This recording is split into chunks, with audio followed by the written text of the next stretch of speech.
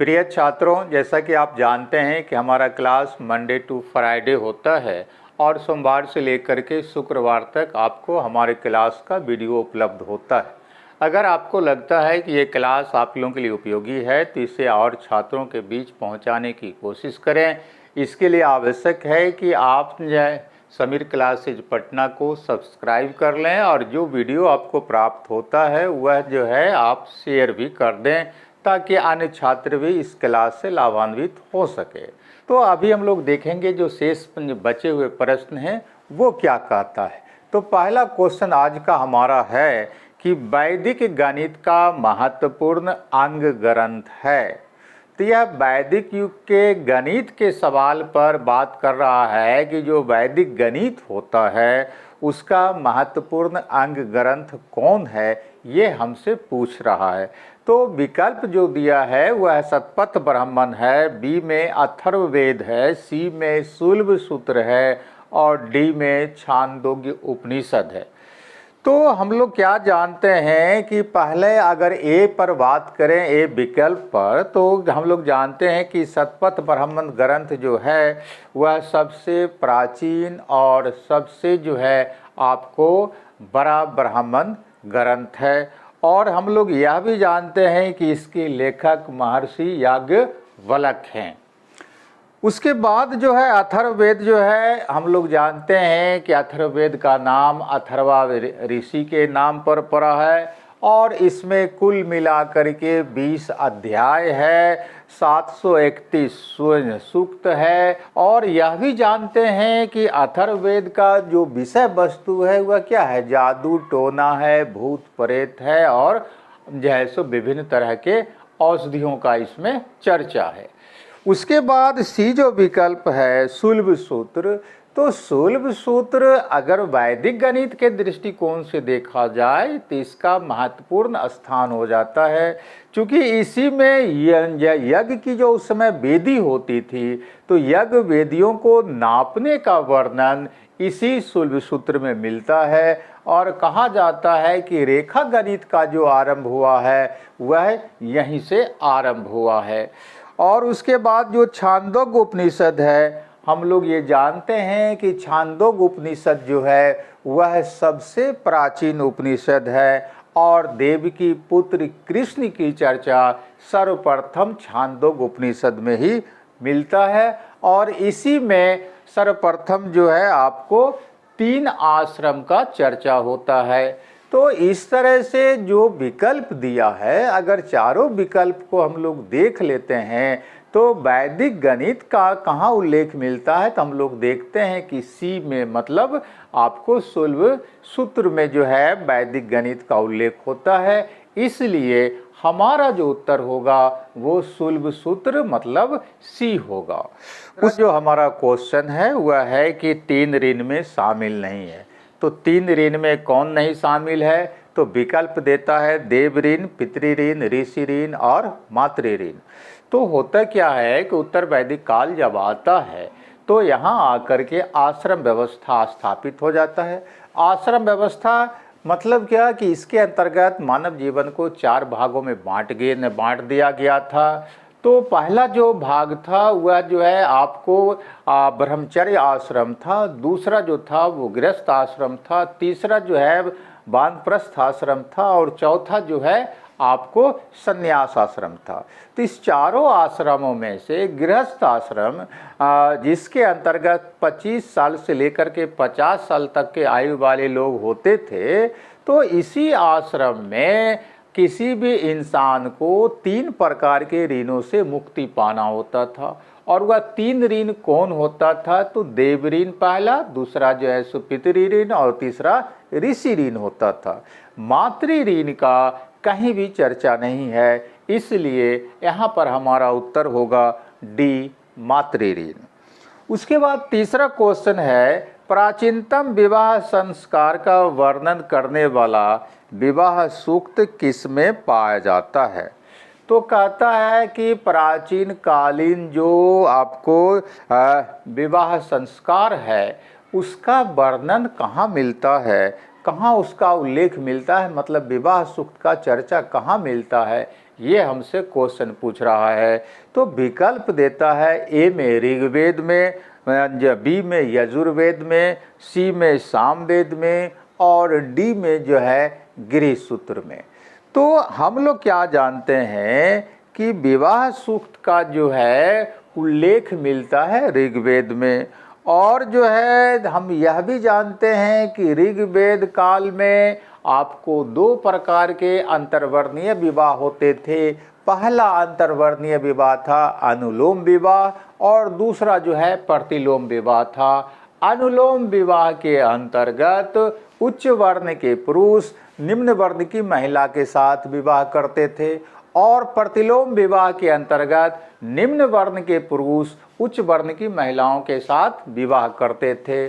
तो जो है आपको इस तरह से विवाह सूक्त का सबसे पहली बार चर्चा आपको ऋग्वेद में मिलता है। उसके बाद जो है दूसरा जो बी में है यजुर्वेद, तो हम लोग जानते हैं कि यजुर्वेद क्या है, एक कर्मकांडीय वेद है। यजुर्वेद एक कर्मकांडीय वेद है और इसमें 40 अध्याय है, जिसमें 1990 मंत्र है, और यह गद्य और पद दोनों शैली में लिखा गया है। और तीसरा जो है सामवेद है।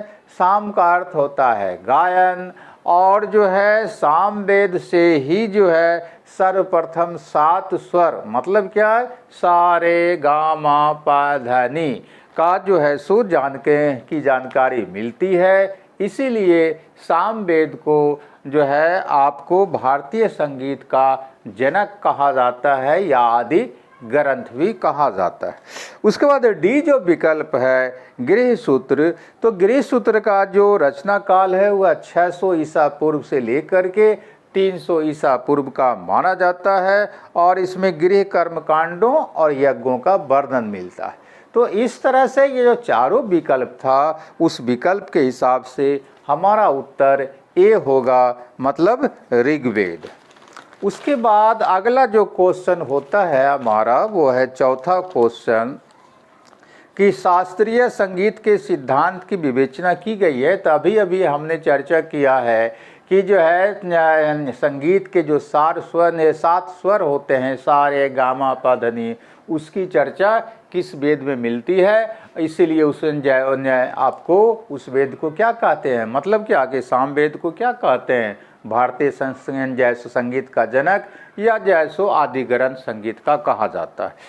अगला जो 5वां क्वेश्चन है वह कहता है उपनिषद पुस्तकें हैं डैश। तो उपनिषद पुस्तक क्या है ये पूछ रहा है। ए में धर्म पर है, बी में योग पर है, सी में विधि पर है और डी में दर्शन पर है। तो कहता है उपनिषद पुस्तक का विषय वस्तु क्या है, यह हमसे क्वेश्चन पूछ रहा है। सब्जेक्ट मैटर उपनिषद का क्या है। तो ए में देता है धर्म, बी में योग, सी में जो है सो विधि मतलब लॉ, और डी में दर्शन मतलब फिलोसफी।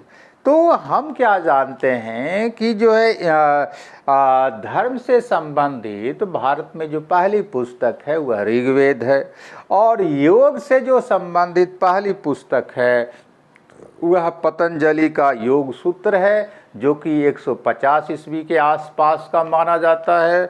और विधि से संबंधित जो पहली पुस्तक है वह आपको मनुस्मृति है। साथ ही दर्शन से संबंधित जो पुस्तक है वह आपको उपनिषद है, और उपनिषद को वेदों का सार या निचोड़ कहा जाता है। उपनिषद का अर्थ होता है निकट बैठना, समीप बैठना। और हम लोग जानते हैं कि उपनिषद की कुल संख्या 108 है, लेकिन सर्वाधिक महत्वपूर्ण 10 के आसपास उपनिषद माने जाते हैं। इसलिए हमारा जो उत्तर होगा वो डी होगा, मतलब दर्शन। अब हमारा छठा क्वेश्चन है कि ऋग वैदिक युग में राजा अपनी जनता से जो कर वसूल करते थे उसे क्या कहते थे। तो वैदिक युग में राजा अपनी जनता से जो टैक्स वसूल करता था उस टैक्स का क्या नाम था, यह पूछ रहा है। तो जो है हम लोग क्या जानते हैं कि यहाँ जो विकल्प दिया है, विकल्प है ए में बलि, बी में बीदत, सी में बर्मन और डी में कर। तो हम लोग क्या जानते हैं कि ऋग्वैदिक काल में राजा को उपहार स्वरूप जनता जो कुछ भेंट करती थी उसको बलि कहा जाता था।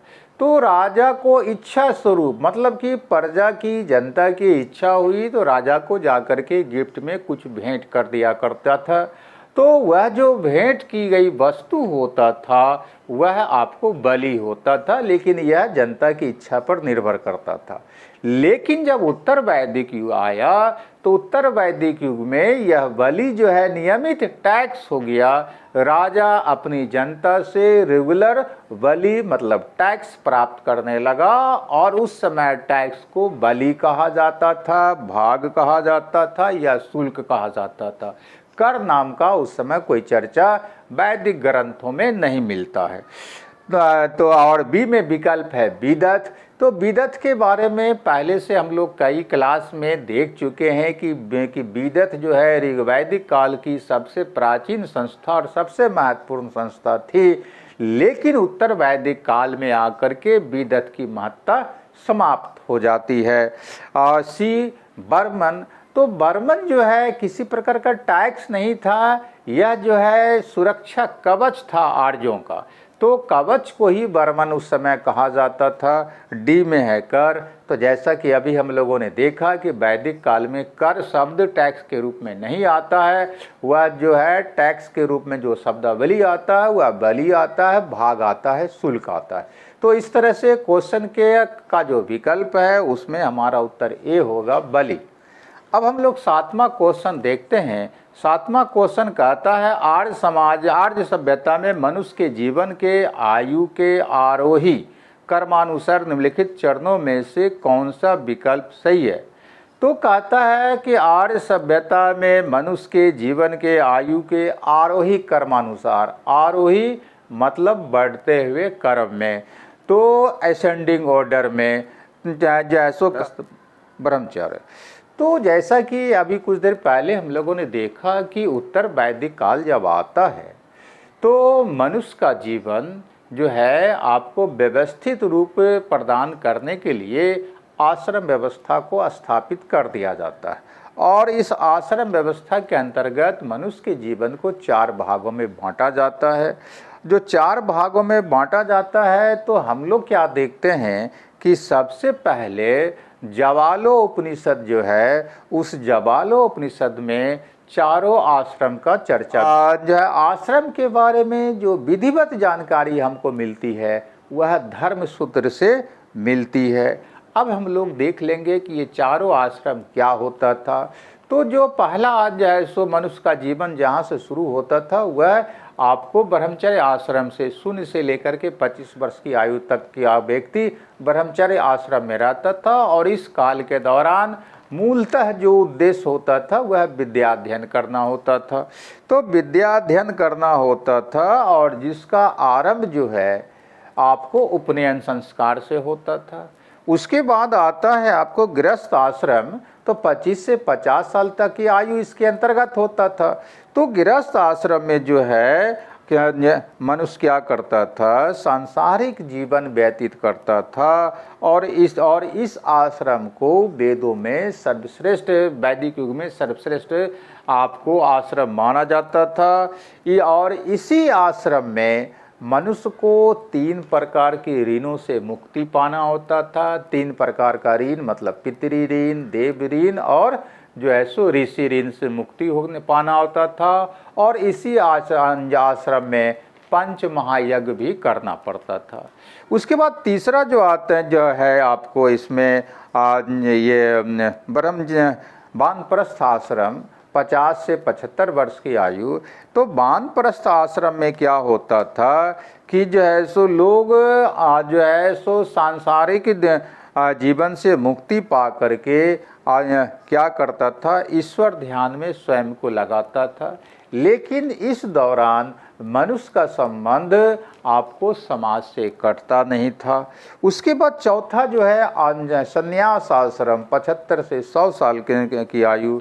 तो संन्यास का आश्रम ही होता है आपको पूर्ण त्याग, और इसमें जो है मनुष्य सब कुछ त्याग देता था मोक्ष प्राप्ति के उद्देश्य से। तो ये जो है 4 आश्रम आता है। तो हम लोग बढ़ते क्रम में अगर देखें तो विकल्प हमारा क्या सही होता है, ए सही होता है कि पद के ब्रह्मचार्य मतलब 0 से 25 साल, उसके बाद गृहस्थ 25 से 50 साल, उसके बाद वानप्रस्थ 50 से 75 साल। अब हम लोग 8वां क्वेश्चन देखें कि वैदिक आर्यों का प्रमुख भोजन था। ए में जौ और चावल, बी में दूध और इसके उत्पाद, सी में चावल और दाल, डी में सब्जियां और फल। तो हम लोग जैसो पहले जैसो देख चुके हैं कि किन फसलों का उत्पादन इस काल में होता था, तो उस हिसाब से यहाँ पर जो है उत्तर होगा ए, यब और जैसो चावल। यब उस समय आपको जौ को कहा जाता था, ब्रीही और तंडुल उस समय चावल को कहा जाता था। उसके बाद 9वां में है इनमें से किस फसल का ज्ञान वैदिक काल को नहीं था। ए में जौ, बी में गेहूँ, सी में चावल, डी में तंबाकू। तो पहले की क्लास में हम लोग देख चुके हैं कि अतरंजी खेरा से और हस्तिनापुर से जौ का साक्ष्य मिला है, मतलब यब का साक्ष्य मिला है, गोधुम मतलब गेहूं का साक्ष्य मिला है, चावल मतलब जो है सो बिरही और तंडुल का साक्ष्य मिला है, गन्ना का भी जो है सो साक्ष्य मिला है। उस समय गन्ना को इच्छू कहा जाता था। लेकिन जो है तंबाकू का साक्ष्य प्राचीन वैदिक काल क्या पूरे प्राचीन काल में नहीं मिला है। तंबाकू का आगमन भारत में जो होता है वह मुगल शासक अकबर के काल में आता है, और अकबर के काल में यह 17वीं सदी के शुरुआत में आता है।